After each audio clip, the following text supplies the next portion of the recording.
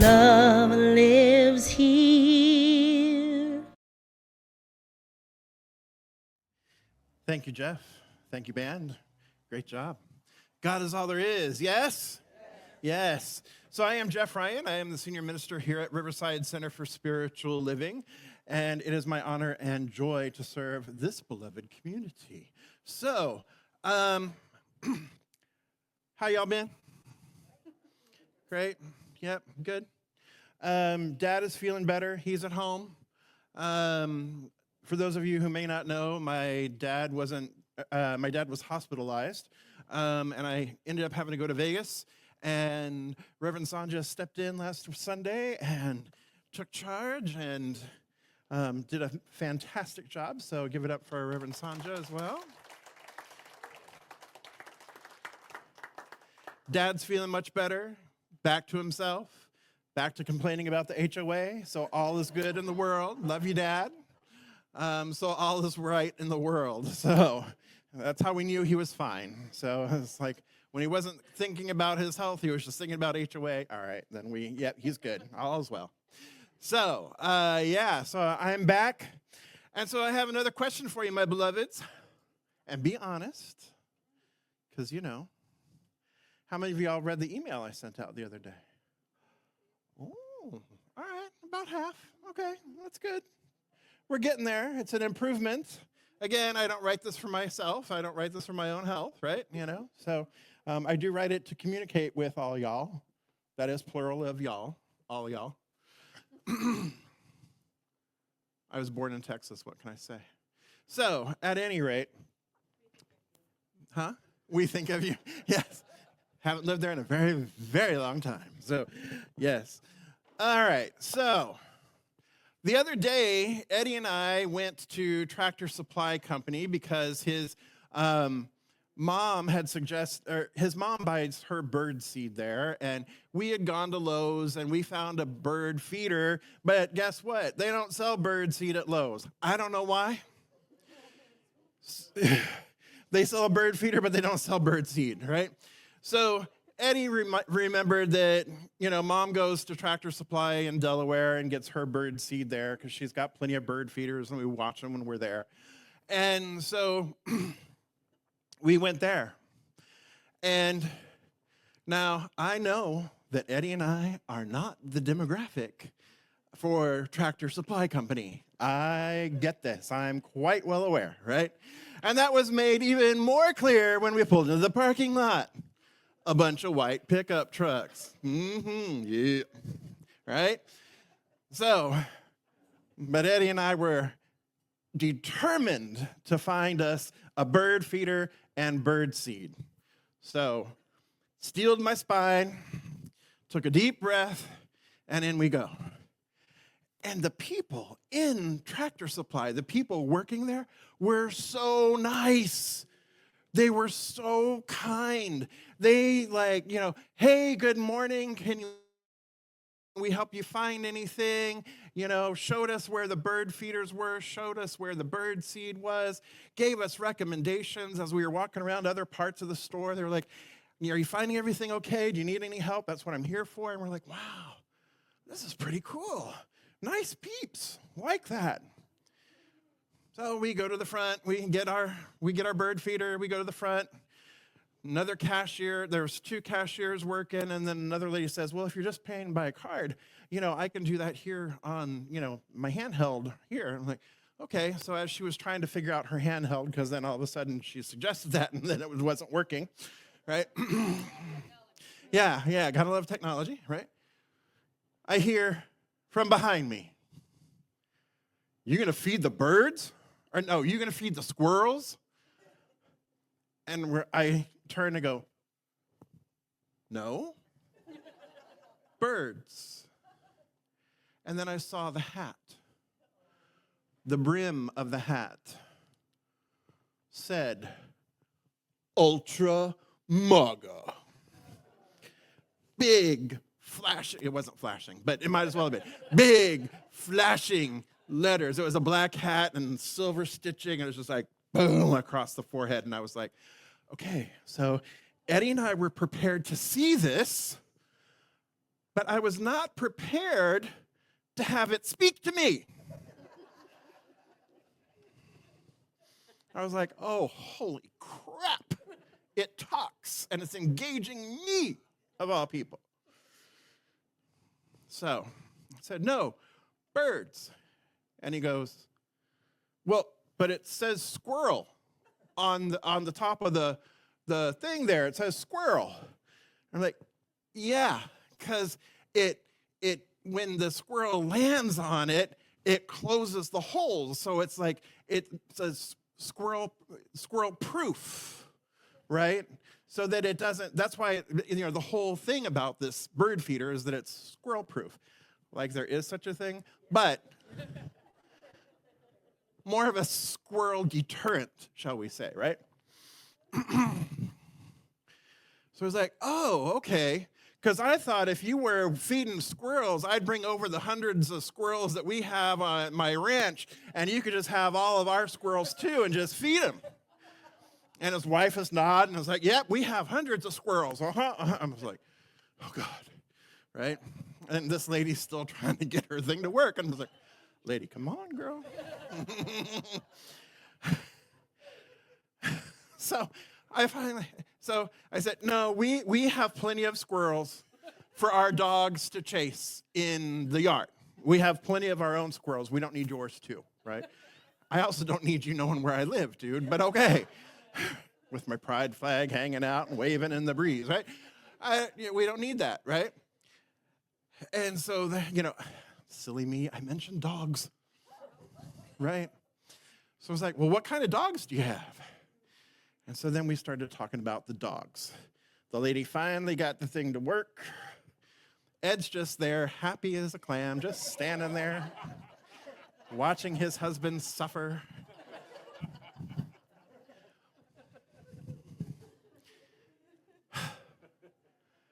But there we are, me and this ultra maga, right?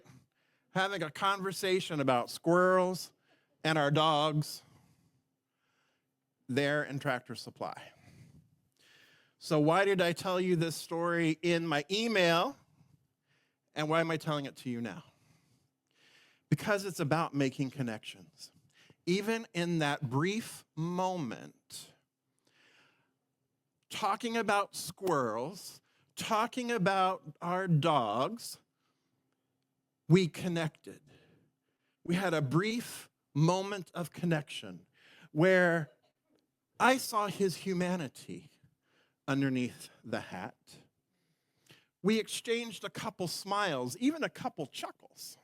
I'm not like, ha, ha, ha, no, right? But a couple chuckles, because I'm still in full defense mode. I'm still in full vigilance mode, right? But a few chuckles. I saw his humanity, and dare I say, he might have seen mine. But what really impressed me, I guess, or upon me, it didn't impress me. I do think highly of myself, but really? I know that's news to you, Frank. I know nobody in this room knows that I have good self-confidence, yes. But what I realized in that moment is that my humanity was restored. Because I was able to see this gentleman as a human being. I had stopped briefly from othering him, from making assumptions and judgments and accusations against him. That I was returned to my own sense of humanity, to my own sense of spirituality, to my own sense of what it means to be in unity, what it means to be in oneness. Because, beloveds, even for me, maybe sometimes especially for me, it's hard. It's hard out there. And for many of you, you've been living it a really long time, since the time you were born. So I recognize where I'm coming from. I recognize that my experiences are not the same as the lived experiences of everyone in this room and the challenges that everyone in this room may have experienced. And I still recognized that even though this person wearing this hat is diametrically opposed to almost all the values I have in the world, right?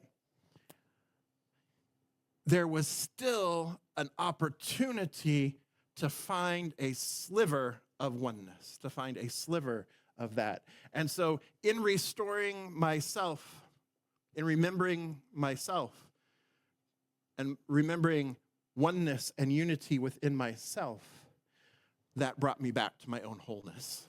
That brought me back to my own unity, to where I was able to see differently. Now, this doesn't mean that we don't stay vigilant. I recognize that this is not the solution to everything that's going on. This is not the solution to the fascism that's taking over in our government. This is not the solution to every problem that we have in our country or in our world. But it is a sliver, it is an inroad, it is a first contact, if you will. But most importantly, it returned me to me. It returned me to remembering what it is that I truly believe about unity and oneness and connection and wholeness. And that's the most significant part of it. I had been pulled off center, and I was able to come back to recenter. Again, I'm not going to deliberately put myself into dangerous situations, but I'm also not going to let my life be made smaller. I'm not going to let my consciousness be brought down to a smaller point of consciousness. I'm not going to allow the fear to take over my faith. I get to stand in my faith. I get to stand in the trust. I get to stand in the knowing that I know spiritual truth, and I get to go back there. I get to revisit there, and I get to stand there. But it doesn't mean that I'm not vigilant. I get to be vigilant on a couple of different fronts. Vigilant in my own consciousness, my own well-being, but also vigilant around what is around me, what's surrounding me, who's around me, what they're believing, what the possibilities are, without living in fear, but just being aware, being consciously aware, rather than like the people in Costco on a Saturday who are just kind of roaming around, not paying attention when they're pushing their carts and bumping into you and like cutting in front of you to grab a cracker or anything like that, right? We all know what Ritz crackers are. Still don't know why they sample them, other than they're good.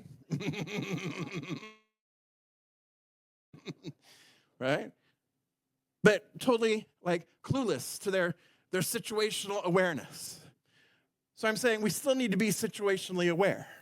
We still need to be conscious, but we get to be conscious and vigilant in who we are and then in our surroundings. Does this make sense to y'all? Yeah. So making connections is wildly important when we are talking about unity, when we are talking about wholeness, when we're talking about oneness. So as some of you, most of you know, I used to, let me say that again, so don't come asking me. I used to be a massage therapist for over 15 years, okay? So I'm saying used to because I ain't touching your shoulders. I ain't giving you a little back rub. Yeah, just the neck a little. No. No. So no little foot rubs, nothing. Nope. Okay? So, you got to pay me lots of money for that. So, I used to work at Canyon Ranch on the Strip in Las Vegas, a 5-star spa. All right? So higher than Glen Ivy, okay? More exclusive than Glen Ivy, okay? I can't tell you some of the famous people I massage because, there's that non-disclosure crap. But at any rate. One option I found is a feet massage.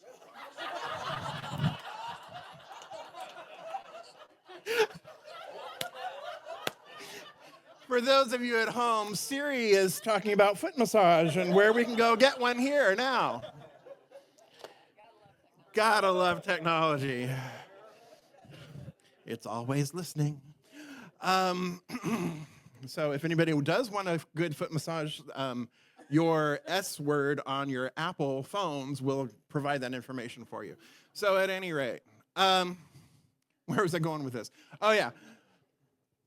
So one of the things that we always, is I'm going to spend 50 minutes to 80 minutes with you, rubbing you, right? It's a very intimate situation for a lot of people, right? Even though it's therapeutic, it's still a very intimate situation. And so what we want to do is we want to build rapport right away. So one of the things I would always do, especially being in Vegas, is I would ask, where are you from? Right? Just a simple question, where are you from? Now, for those of you who don't know, I also used to be a flight attendant. So I've been to all 50 states, plus half the provinces of Canada, plus several places outside of the United States and North America, and I lived in Japan, right?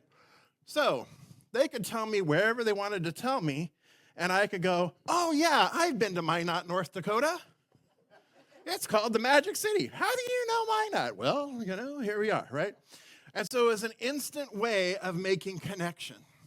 It was an instant way of bonding and then being able to ask them more questions about themselves so that they were then more relaxed to be able to receive the massage. They were more relaxed to be able to be in the spa environment. And I had a connection. I ended up with a personal connection with each client for, the 50 minutes that we had together. But this is about making those connections.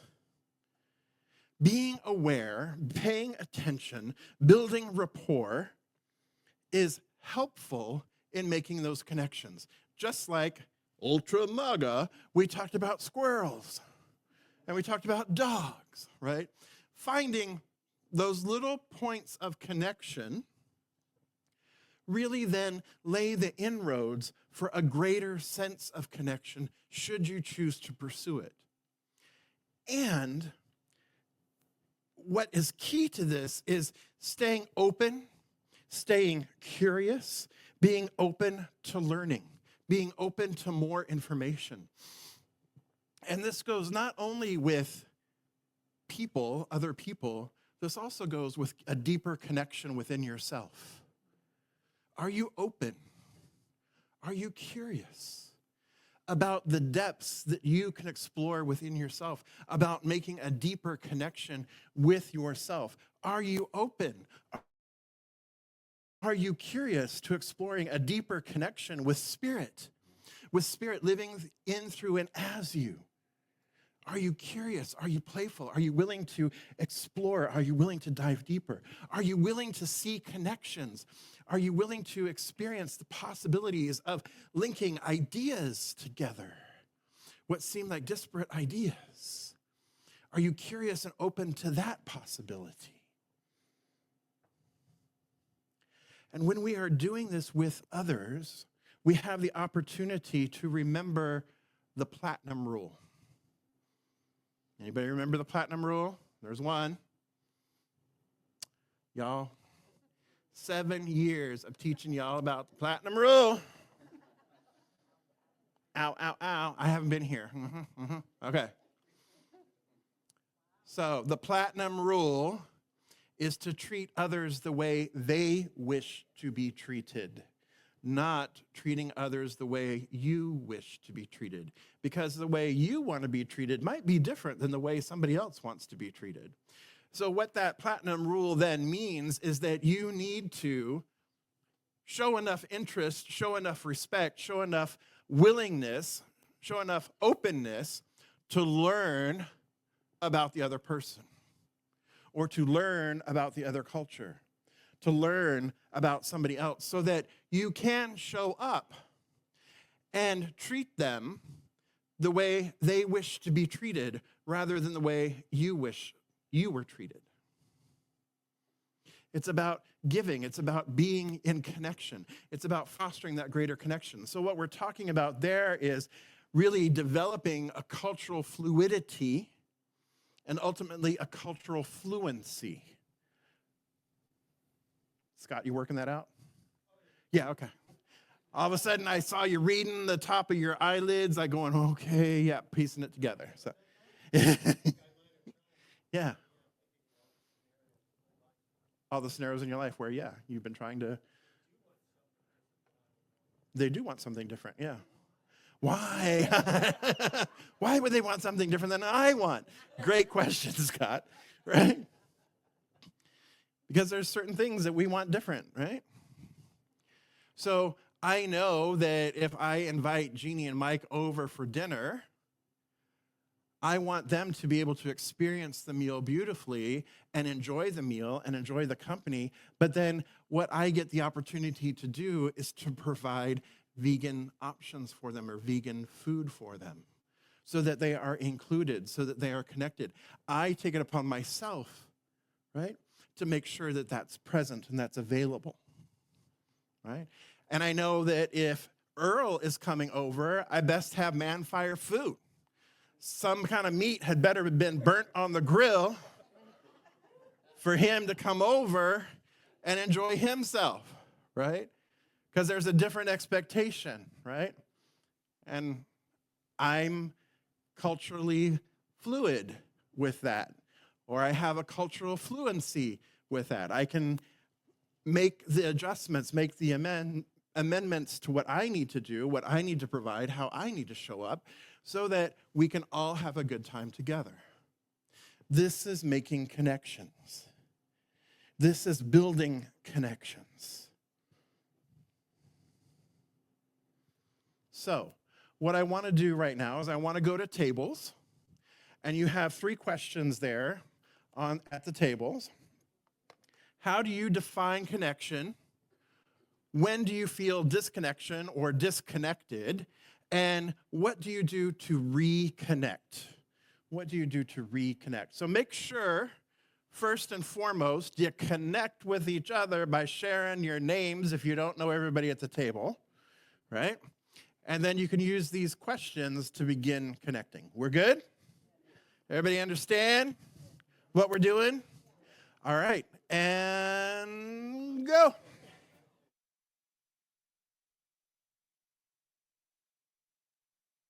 So lots of good stuff that we heard, yes? Yeah, like going in and seeing what's my role in this, what's my part in this, asking the questions of ourselves too, that it's not just about the person out there or whatever is out there, it's also about what's in here. And really it always starts with what's in here, does it not? Yes. All right, so your homework. Where are Chester and tomorrow? Oh, okay. All right. Oh, everybody was like, there were multiple people telling me they're online. Okay. Hey, Chester. Hey, tomorrow. Tomorrow, here's your homework. So, just because you're online doesn't mean you don't get homework. Okay? All right. So, what I invite you to do this week is, how many of you remember the game Connect 4? Yeah? Right? Where you get 4 checkers in a row standing up. So, yeah. So, your homework for this week is Connect 4. Make 4 connections this week with other people. I mean, connect with yourself, of course, but make 4 connections with other people. Now, this doesn't mean that you have to be best buds by the end of the week, right? But it does mean you get to engage with somebody and find even a smallest connection. See how big the connection could be, though. Find out. Explore. Have fun. Enjoy it. Experiment. Play. But connect 4. 4 connections this week. So at least 1 a day. Not quite, but you know. Yes, Maria. With somebody you already know? See, if it's somebody you already know, I would say if they're an acquaintance, then yes. But if it's somebody you live with, no.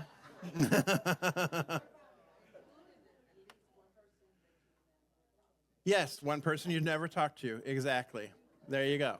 That makes it a little bit easier, right? We had a great connection with the cashier at Stater Brothers yesterday. Valerie, she was wonderful. We had a great conversation.